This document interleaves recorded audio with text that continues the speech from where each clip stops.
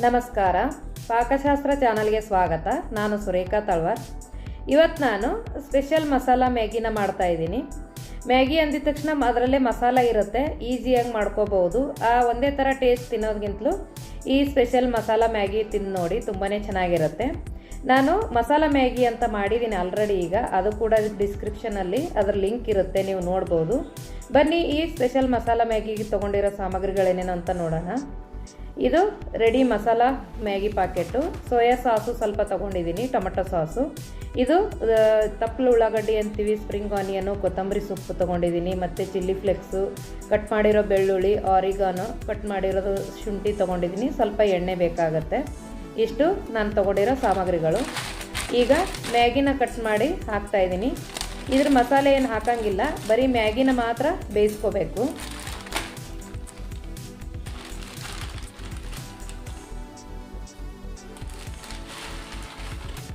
ನೋಡಿ, ನಾನೊಂದು 3 ಮ್ಯಾಗಿನ ಇದರಲ್ಲಿ ಬೇಯಿಸೋದಕ್ಕೆ ಇಡ್ತಾ ಇದ್ದೀನಿ. ಚೆನ್ನಾಗಿ ಒಂದು 5 ನಿಮಿಷ ಇದನ್ನು ಬೇಯಿಸ್ಕೋಬೇಕು.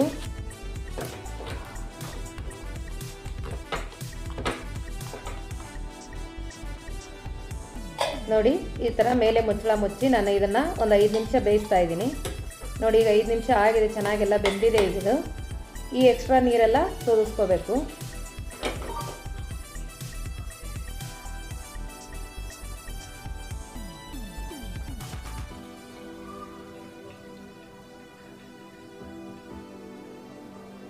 ನಾವು ಮಸಾಲೆ ಅಂದರೆ ಇದ್ರ ಜೊತೆಗೆ ಹಾಕಿ ಬೇಯಿಸ್ತೀವಿ. ಇದೊಂದು ಸ್ವಲ್ಪ ಡಿಫ್ರೆಂಟಾಗಿ ಮಾಡ್ತಾ ಇದ್ದೀನಿ. ನೋಡಿ, ಈ ಉಳ್ಳಾಗಡ್ಡಿ ತಪ್ಪಲನ್ನ ನಾನು ಕಟ್ ಮಾಡಿ ತಗೋತಾ ಇದ್ದೀನಿ.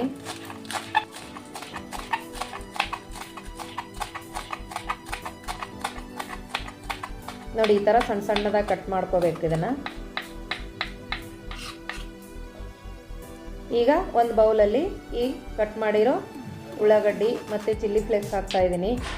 ಆರಿಗಾನೋ ತೊಗೊಂಡಿದ್ದೀನಿ, ಒಂದು ಅರ್ಧ ಟೇಬಲ್ ಸ್ಪೂನಷ್ಟು ಅದನ್ನು ಹಾಕ್ತಾಯಿದ್ದೀನಿ. ಸಣ್ಣದಾಗಿ ಕಟ್ ಮಾಡಿರೋ ಬೆಳ್ಳುಳ್ಳಿನ ಹಾಕ್ತಾಯಿದ್ದೀನಿ, ಸಣ್ಣದಾಗಿ ಕಟ್ ಮಾಡಿರೋ ಶುಂಠಿನ ಹಾಕ್ತಾಯಿದ್ದೀನಿ. ಈಗ ಈ ಮ್ಯಾಗಿಯಲ್ಲಿ ಕೊಟ್ಟಿರೋ ಮಸಾಲೆ ಇದು, ಈ ಮಸಾಲೆನ ಹಾಕ್ತಾಯಿದ್ದೀನಿ. ನೋಡಿ, ಇದು ಒಗ್ಗರಣೆ ಹಾಕ್ತಾ ಇಲ್ಲ ನಾನು, ಮೇಲೆ ಎಣ್ಣೆ ಕಾಯಿಸ್ಬಿಟ್ಟು ಹಾಕೋದ್ರಿಂದ ಇದೊಂಥರ ಬೇರೆ ಟೇಸ್ಟೇ ಬರುತ್ತೆ. ಒಂದು ಸಲ ಟ್ರೈ ಮಾಡಿ ನೋಡಿ, ತುಂಬಾ ಚೆನ್ನಾಗಿರುತ್ತೆ ಇದು. ನೋಡಿ, ಈ ಮಸಾಲೆನ ಹಾಕ್ತಾ ಇದ್ದೀನಿ. ಈಗ ಸ್ವಲ್ಪ ಕೊತ್ತಂಬರಿ ಸೊಪ್ಪನ್ನ ಹಾಕ್ತಾಯಿದ್ದೀನಿ. ಟೊಮೆಟೊ ಸಾಸು ಒಂದು ಸ್ವಲ್ಪ ಹಾಕ್ತಾಯಿದ್ದೀನಿ. 1 ಟೇಬಲ್ ಸ್ಪೂನಷ್ಟು ಟೊಮೆಟೊ ಸಾಸು, 1 ಟೇಬಲ್ ಸ್ಪೂನಷ್ಟು ಸೋಯಾ ಸಾಸ್ನ ಹಾಕ್ತಾಯಿದ್ದೀನಿ. ಈಗ ನೋಡಿ, 1.5 ಇಂದ 2 ಟೇಬಲ್ ಸ್ಪೂನಷ್ಟು ಎಣ್ಣೆನ ತೊಗೊಂಡು ಎಣ್ಣೆನ ಬಿಸಿ ಮಾಡ್ತಾಯಿದ್ದೀನಿ. ಇದು ಸ್ವಲ್ಪ ಚೆನ್ನಾಗಿ ಕಾಯಬೇಕು ಎಣ್ಣೆ. ನೋಡಿ, ಈಗ ಕಾದಿರೋ ಎಣ್ಣೆ ಡೈರೆಕ್ಟಾಗಿ ಈಗ ಏನೇನು ಮಸಾಲೆ ಕಲಿಸಿದ್ವೋ ಈ ಮಸಾಲೆಗೆ ಹಾಕಬೇಕು. ಹಾಕಿ ಎಲ್ಲನೂ ಮಿಕ್ಸ್ ಮಾಡ್ಕೋಬೇಕು.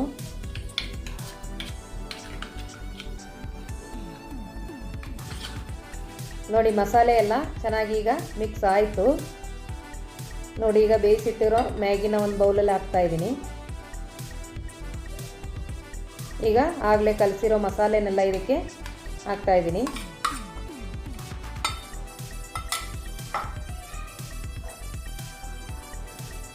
ಇದನ್ನೆಲ್ಲ ಚೆನ್ನಾಗಿ ಮಿಕ್ಸ್ ಮಾಡಿಕೊಂಡ್ರೆ ಎಷ್ಟು ಈಸಿಯಾಗಿ ಮಾಡ್ಕೋಬೋದು.